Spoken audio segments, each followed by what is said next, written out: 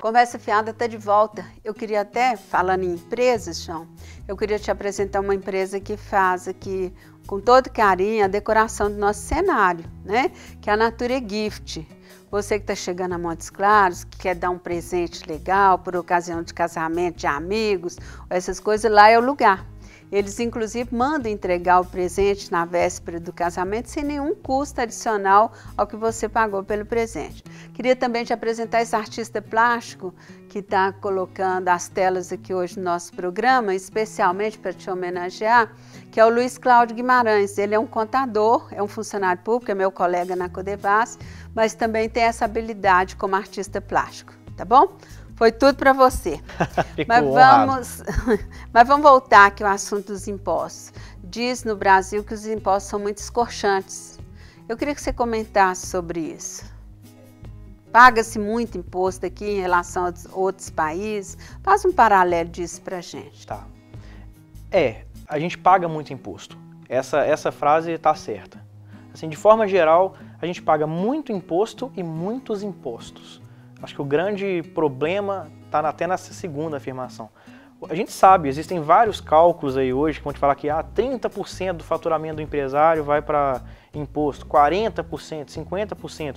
Alguns dados até mais assustadores, mais da metade das empresas não sobrevive 2 anos. E são números muito assustadores para um país que é movido por essa economia.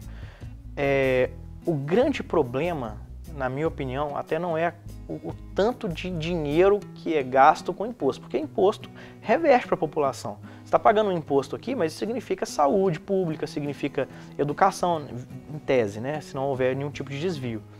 Mas o problema é na quantidade de impostos. Como é muito imposto e é tudo muito descentralizado, existem tributos que são pagos para os municípios, outros são pagos para o Estado, outros são pagos para a União, outros são pagos para a União, mas tem que ver se o município não está recolhendo, e aí tem um repasse. É tudo muito confuso. E é até demais esperar que o empresário tenha esse conhecimento, porque ele tá atuando na área dele. O cara abre uma empresa de informática, ele sabe informática, ele não sabe tributação. É muito difícil. Então você acha que essa complexidade do direito tributário é o grande empecilho, talvez? É o grande empecilho, definitivamente, inclusive porque quando a gente faz o planejamento, acho que a coisa mais corriqueira, o que a gente mais vê acontecer é não do cara estar pagando às vezes a mais ou a menos, ou estar pagando errado, mas detalhes que ele não sabia. Então, por exemplo, o empresário às vezes ele nos procura e ele tem determinado incentivo. O Estado está naquele ano, a União está fazendo um incentivo para aquela área, um subsídio, uma isenção, ele não sabe. Ele não está fazendo uso disso porque simplesmente ele não sabe. Talvez o setor dele esteja sendo beneficiado e ele está ficando para trás. Ou então, a gente fala muito dos regimes tributários, né? Hoje em dia fala-se muito no Simples, o Simples Nacional, que o empresário pode adotar, recolher tudo numa guia só. Aí tem também o recolhimento de imposto de renda por lucro presumido ou pelo lucro real. Alguns são mais fáceis, mas ao mesmo tempo saem mais caro. Muitos empresários procuram a gente convencidos de que eles já estão com a eficiência tributária no máximo porque eles adotam algum desses regimes. O Simples, por exemplo, ou o recolhimento pelo lucro presumido.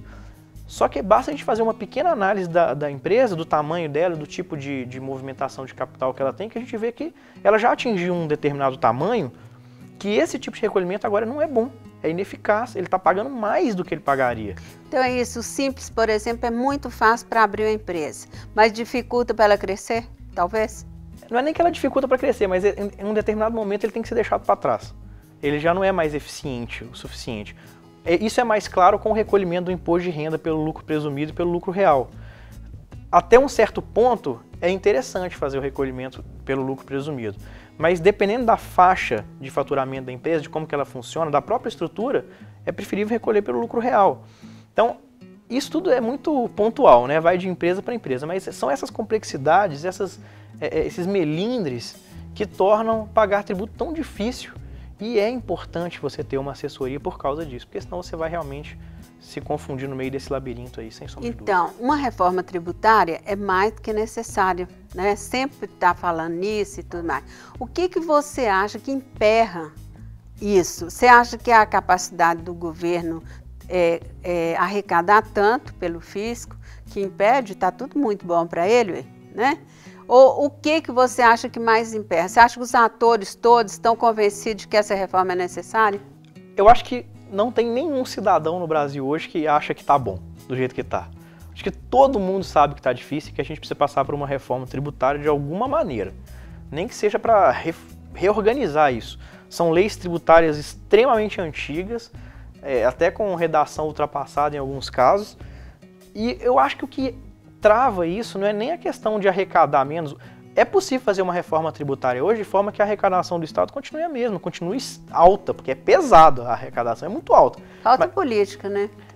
Falta política, falta conhecimento dos legisladores e é um trabalho tão difícil de ser feito. Os legisladores teriam que fazer um trabalho muito grande, muito cuidadoso para poder reconstruir todo o sistema tributário, porque como cada ponto tem sua destinação, é importante de alguma maneira, se isso não for feito corretamente, vai continuar a mesma coisa. Então eu acho que, no final das contas, na minha opinião, ninguém quer ser o cara que vai fazer errado. Então ninguém faz. A Gerdau, ela chegou a afirmar recentemente que ela tem duas empresas iguais, uma no Brasil e uma nos Estados Unidos. Lá, uma pessoa faz o gerenciamento dos tributos. Aqui ela precisa de 42 pessoas para o processo tributário. Isso é verdade?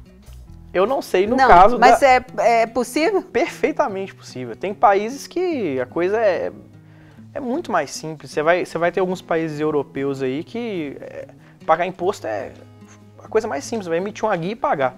Mas eu não sei o caso da Gerdau, mas é perfeitamente possível. Equipes, até tendo em vista o tamanho da empresa, muito maiores do que essa para fazer o trabalho. Com essa crise agora, vocês estão trabalhando mais ou menos? E onde que as pessoas podem procurar seu escritório em Montes Claros?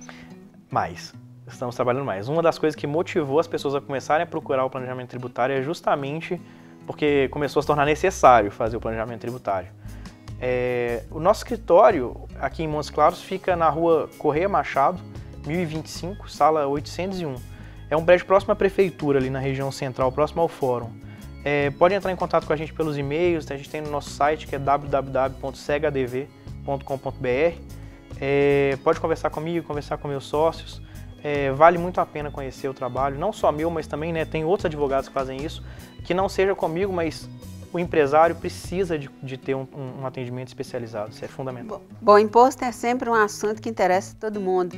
E se a gente pode pagar menos, é lógico que a gente vai convidar você aqui para compartilhar conosco outras experiências nesse setor. Tá? Eu queria agradecer, dizer a todos que o Conversa Fiada fica por aqui e até o nosso próximo programa.